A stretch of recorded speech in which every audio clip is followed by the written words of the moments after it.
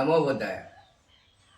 మిత్రులారా, ఈరోజు చెవిపోటు సమస్యల్ని, చెవిలో సీముగారటం, నొప్పి లేవటం అనే సమస్యలకి పరిష్కారం ఏమిటి అనేది ఆక్యుపంక్చర్లో తెలుసుకుందాం.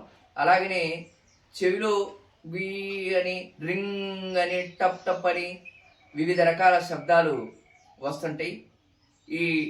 వీటన్నిటికీ సమస్యలకి పరిష్కారం ఒకటి ఆక్యుపంక్చర్కి సంబంధించి ఈ ఉంగరం ఏలు ఈ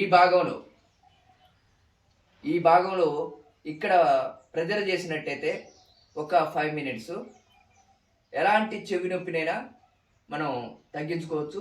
అలాగనే బ్యాక్ సైడ్ కూడా ఇలాగనే ఆ ఏలుకి మధ్య, ఉంగరం ఏలు చిటికెన ఏలు మధ్య ఇలా 5 minutes ప్రెజర్ చేయాలి.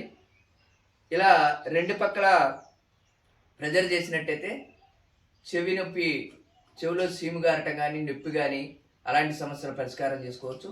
అలాగనే చెవిలో ఇందాక చెప్పుకున్నట్టు వివిధ రకాల ధ్వనులు, శబ్దాలు వస్తుంటాయి. అవి కూడా ఇలా మనం చెవి ఇలా పెట్టేసి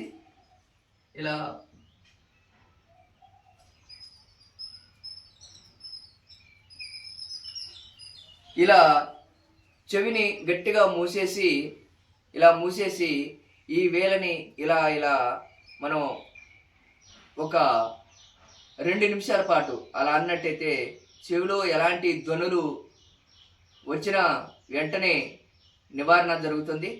అలాగనే కృష్ణ తులసి రసాన్ని గట్టిగా పిండి ఆ రసంను గోరువెచ్చగా చేసుకొని 2-3 సుక్కలు చెవిలో పోసినట్టయితే ఎలాంటి నొప్పి కానీ, సీము కానీ అలాంటి సమస్యల నుంచి బయటపడవచ్చు.